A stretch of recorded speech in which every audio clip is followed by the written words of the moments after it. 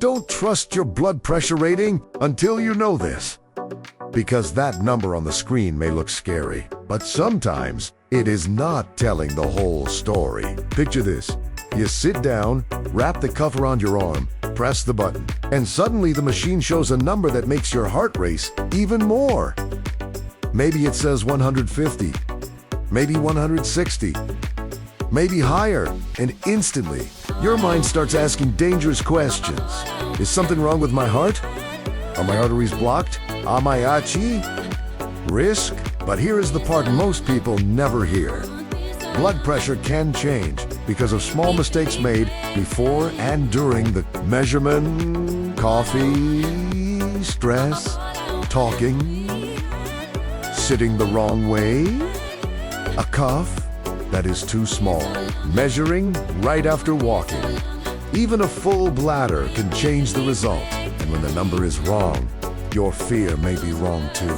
High blood pressure matters because over time, it can put extra force on the arteries, heart, brain, kidneys, and blood vessels. Normal blood pressure is considered below 120 over 80, while high blood pressure is often defined as consistent readings at or above 130 over 80. But the key word is consistent. One isolated reading is not the full movie. It is only one frame. So in this video, you will learn what can make your reading inaccurate, how to measure it correctly, and which daily food habits can help support healthier blood pressure naturally. And stay until the end, because the final mistake may be the one that makes thousands of people panic for no reason. The first secret. Blood pressure is not a fixed number. Most people think blood pressure is like body height. One number, always the same. But blood pressure is more like the ocean. It rises, it falls, it reacts. When you walk, your pressure changes. When you argue, it changes.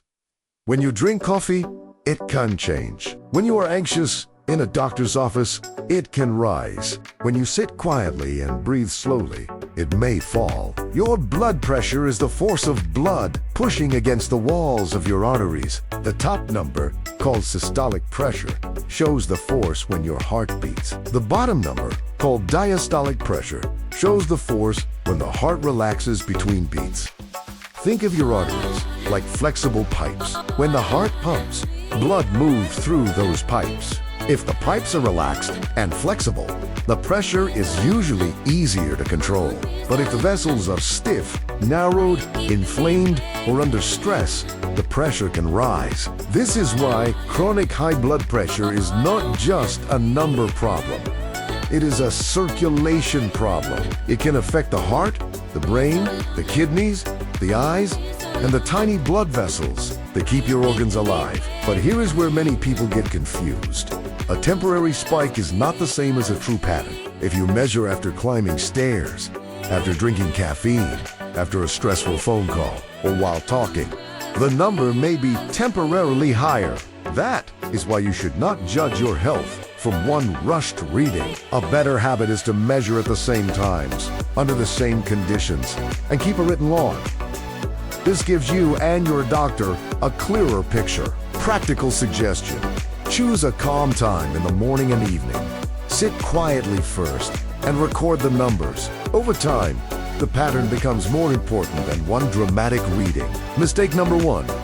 Measuring too soon after coffee, exercise, or stress. One of the biggest mistakes is measuring blood pressure when the body is still activated. Imagine your body has an internal alarm system. Caffeine can stimulate the nervous system.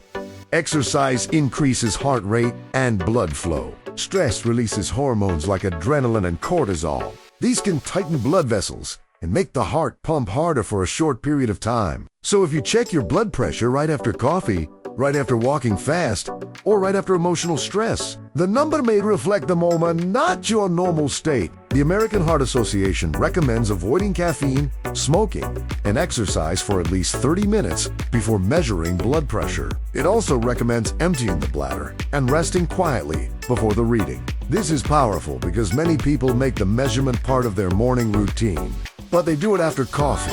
They wake up, drink coffee, check messages, rush around the house, and then measure. The machine shows a high number, and they panic. But the body was never at rest. For a more reliable reading, prepare the body first. Sit down. Rest quietly. Keep your feet flat on the floor. Breathe normally. Do not talk. Let the body settle. Practical suggestion. Before measuring, create a 5-minute calm zone. No phone, no conversation, no walking around. Just sit and breathe. And from a nutrition perspective, be careful with what you consume before measuring. Coffee, strong black tea, energy drinks, nicotine, and even a heavy salty meal may affect the reading in some people. This does not mean everyone must avoid coffee forever. It means you should not measure immediately after things that stimulate the body, because the goal is not to get your blood pressure at its loudest moment. The goal is to see what your body is doing when it is calm. Mistake number 2, sitting the wrong way. Now let's talk about a silent mistake that happens every day. The person sits down, crosses the legs, leans forward, talks, holds the arm too low, and measures. Then the machine gives a number, but that number may be distorted. Your body position matters because blood pressure depends on circulation, gravity, muscle tension, and the relationship between the arm and the heart. If your arm is hanging down, the pressure may read higher. If your back is unsupported, your muscles may tense. If your legs are crossed, circulation can change. If you talk during the reading, your nervous system becomes more active. A correct reading starts with a calm position. Back supported, feet flat on the floor, legs uncrossed, arms supported at heart level, and the cuff placed on bare skin. Think of it like weighing yourself. If the scale is on a carpet, the number may be wrong. If you step on it unevenly, the number may be wrong. Blood pressure is similar. The machine needs the right conditions. Practical suggestion. Sit in a chair with your back supported. Keep both feet on the floor. Rest your arm on a table. And make sure your upper arm is at the same height as your heart. Do not measure while standing in the kitchen. Do not measure while lying twisted in bed. Do not measure while arguing, scrolling, or watching stressful news. Your blood vessels listen to your environment. If your environment is chaos, your reading may show chaos. And this is why the reading should not be treated like a random test. It should be treated like a small medical ritual. Quiet, stable, and consistent. Mistake number 3, the wrong cuff can lie to you. This is one of the most overlooked problems. The cuff size matters. If the cuff is too small, it can make the reading look higher than it really is. If the cuff is too large or poorly fitted, the reading may also become inaccurate. Mayo Clinic notes that the wrong cuff size can give inaccurate blood pressure readings, and the American Heart Association also emphasizes using a properly fitting cuff. This is especially important for seniors, people with larger arms, people who have lost weight, or anyone using an old home monitor. Imagine trying to measure your waist with a belt that is too short. The result will not reflect reality. It will reflect the wrong tool. The cuff should be placed on the bare upper arm, not over clothing. Mayo Clinic recommends placing it about 1 inch above the bend of the elbow and making it tight enough that only 2 fingertips can slip under the top edge. This detail can change everything. Some people think their blood pressure is uncontrolled, but the device is old, the cuff is wrong, or the technique is poor. Practical suggestion: check your cuff size. Look at the instruction manual.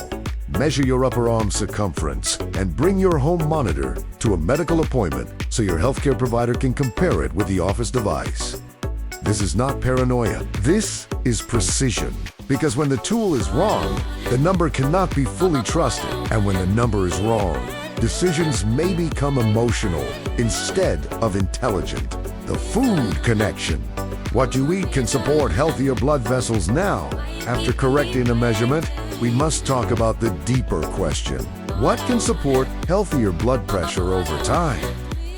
Food cannot replace medical care, and if someone uses blood pressure medication, they should never stop without speaking with a doctor. But daily food choices can support the heart, arteries, kidneys, and blood vessels. The first enemy is excess sodium from ultra-processed foods. Too much sodium can make the body hold more fluid. More fluid can increase pressure inside the blood vessels, like adding too much water into a closed hose. This is why many people do better when they reduce processed meats, instant noodles, salty snacks, canned soups, fast food, and packaged sauces. The second helper is potassium-rich foods. Potassium helps balance sodium and supports normal muscle and nerve function, including the function of blood vessels.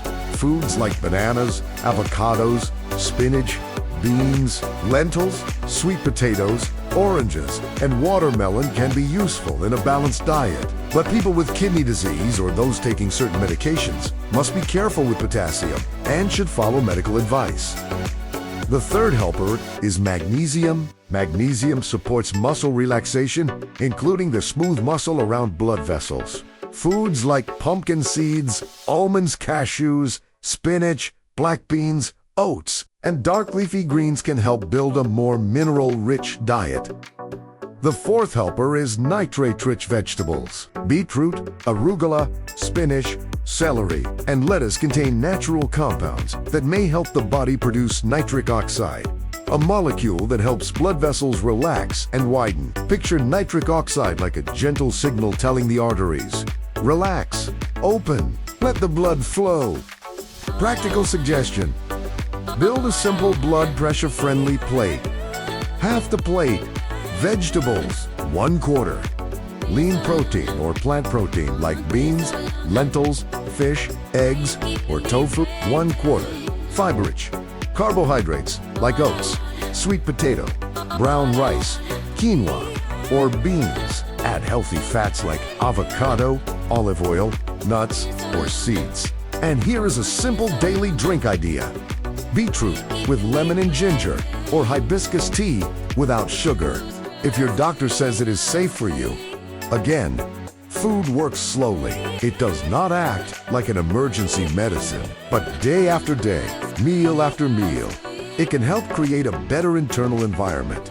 Less inflammation, better circulation, healthier weight, more stable blood sugar, and more flexible arteries. And this is where real transformation begins.